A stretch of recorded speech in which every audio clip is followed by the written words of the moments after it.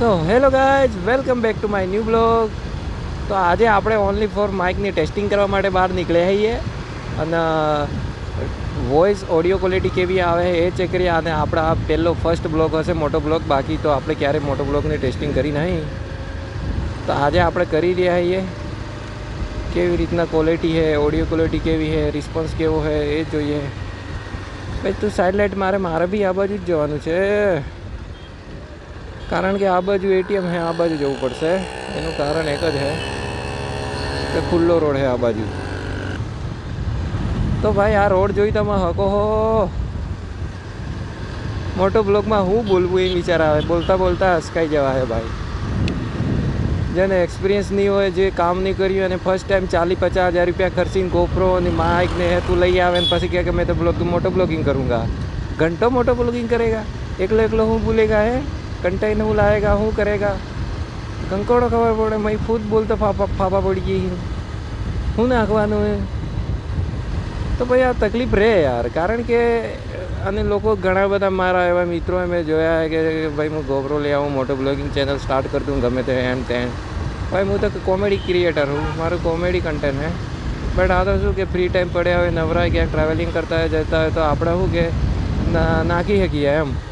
સ્કીમાં કા એ કહા તો આપણે ક્યાંક એમ ટ્રાવેલિંગ કરતા હોય તો નાખી શકીએ વિડીયો હતા ને. લોકો બી બ્લોગિંગ જોવાનું આજકાલ બહુ પસંદ કરે છે, એટલા માટે આ તો કરીએ. બાકી કેવું કંઈ હે નહીં.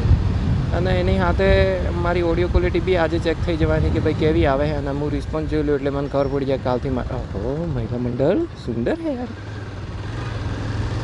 મસ્ત હતી ભાઈ. જુજી તો છોકરી જોઈ, મસ્ત હતી. આ મેન હાઈવે હે, એસજી હાઈવે. આ બાજુ છે તો સીધા તમે એરપોર્ટ બાજુ નીકળી શકો તમે. અને આ બાજુ સીધા વૈષ્ણોદેવી સર્કલ થઈને બપોલ બાજુ જવું હોય અને આ બાજુ ઇસ્કોન બાજુ જવું હોય તો તમે જઈ શકો. ઓહ માય ગોડ, આ મેકડોનાલ્ડ. એ તમારા ગાંડમાં કંઈક રૂપિયા ગઈ તો તમે જો આવીને ખાવા આવી શકો. ફ્રેન્ચ ફ્રાય ને નૂડલ્સ ને એવું બધું બહુ મહેંગા હે ભાઈ. મરચું રોટો ખાયેલી હોય હશે, બાકી આનામાં રૂપિયા બગાડવા નહીં જઈએ. આપણે કોઈ કરોડપતિ બાપની ઓલાદ નહીં કે આપણે પર આટલા રૂપિયા હોય. હું જ્યારે પોલીસની પ્રિપેરેશન કરતો ને ત્યારે આ રોડે રનિંગ કરવા આવતો. રોજ સવારમાં આવ્યા તો 6 વાગે રનિંગ કરીને પાછો જતો રહેતો, કારણ કે ફિઝિકલ ટેસ્ટ તમારો હેવી જરૂરી હતું. રનિંગનો ટાઈમિંગ હતો 25 મિનિટ, પણ આપણે રોજ પ્રેક્ટિસ કરતા હતા. 21 મિનિટમાં આપણે રનિંગ અહીંયા પૂરી કરી હતી. આ જ રોડ પર પ્રેક્ટિસ કરી રોજ. અહીંયાથી લઈને છેક મારી જ્યાં ડેસ્ટિની હું રહું છું ત્યાં સુધીનું મેક્ઝિમમ 3.5 કિલોમીટર થાય. 3 કિલોમીટરની આસપાસ છે ભાઈ. ઊભો રહી જા કે ઠોકી દે પાછો. એવું છે. આ સ્કૂલ નથી, આ H3 આ નવી બની ગઈ છે બિલ્ડિંગ. આજે પ્રાઇવેટ સ્કૂલોની સંખ્યા વધતી જાય હો ભાઈ. મારે ઈચ્છા છે નવી નાખી દઉં સ્કૂલ, પણ પૈસા ના હેઠળ. ચલો ત્યારે આપણે જાય એવા એકદમ યાદ આવી ગયું. અહીં એટીએમ જવાનું હોય, પૈસા ઉપાડવાના હોય તો એવા એટીએમ જાય ને બુકડા ઉપાડતા આવે. તમે ખબર હે મહિલાઓ આ આગળ મહિલા જાય નહીં સ્કૂટી જોઈને તમે યાદ આવી ગયું કે છોકરીઓ બાકી સ્કૂટી. એક દિવસ અમે ક્યાં જતા, ગાંધીનગર બાજુ જતા હતા ત્યારે છોકરી હું રાઇડિંગ કરે હે સ્કૂટી. ઓહો કટ મારતી લો, છોકરાઓને કટ મારી ભાઈ. ગંભીર હો છોકરીઓ, બાકી સ્કૂટી ચલાવે જાણે પાછી. અત્યારે તો આજકાલ રાઇડિંગે ફૂલ કરે હે, હું નહીં કરતા. ગર્લ્સ લોકોને રાઇડિંગનો બી બહુ શોખ હોય. જે લોકો બાઇક આવડતી હોય ને, છોકરીઓ બાઇક ચૂઝ વધારે કરે, સ્પોર્ટ બાઇક ખરીદવાની બી પસંદ કરે અને ચલાવે બી છે. તો આ તો આપણો રે મોટો બ્લોગિંગ. આવી રીતના ભણે મોટો બ્લોગિંગ. બાકી મને બી હું બોલવું હોય તો ભાઈ મારે બી ફાફા પડી જાય. કન્ટેન્ટ ક્યાં કન્ટેન્ટ એટીએમમાં જઈને પૈસા ઉપાડીને આવે. હવે પૈસાની જરૂર છે શીખ તો એટીએમમાં જઈએ, બરાબર.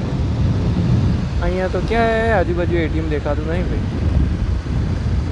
એટીએમ થોડું દૂર છે, પણ ત્યાં પહોંચી જઈને પૈસા ઉપાડીને પછી પાછા નાહી જાઓ અને એડિટિંગ કરી જોઈએ. ઓ મહિલા મંડળો તું આજે તો બહુ બાઇક ચલાવી હો ભાઈ. આ રોડ એવો હે ને તો ગાડીઓ આમ ને તામ વાંકીને ચૂકીને જેમ ત્યાં નાખી દે લોકો. પોલીસવાળા મિલા પડે હિંજો. અરે ભાઈ હું શું કહેતો, એક વખત માર કેવું થાય છે ખબર હે?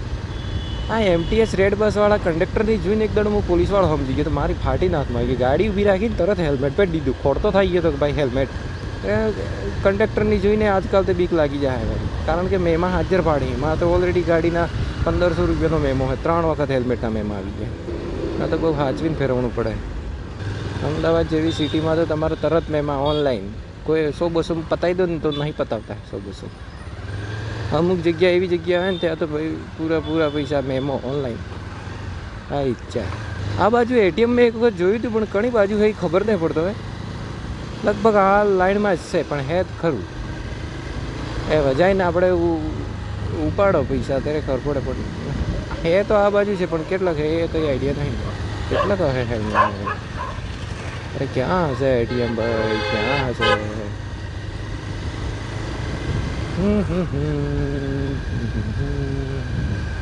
અહીંયા ક્યાંક તો હે એટલે પહાડી બધું ચલો ભાઈ એટીએમ મળી ગયું જા ડે નહીં ઉપડતો પૈસા નહીં ઉપડ જા કઈ નહીં હવે આપણે નાહી જો આ મોબાઈલને અહીંયા ફિક્સ કરવો પડે એટલે રેકોર્ડિંગ કમ્પ્લીટ થાય કશું નહીં હેડ જા તારા એ વધારે સીટે નહીં જવું વણાનું બાઈક હે તેણે હેડ લોકો વિચારે કે યાર મોટો બ્લોગિંગ બનાવણા હું મોટો બ્લોગિંગ એકલા ગાડીમાં થઈને ફેરવતા હતા ઘંટો મોટો બ્લોગિંગ બનાવી કન્ટેન્ટ હું નાખવાનું મારું જ બોલતો ફાફા પડી જાય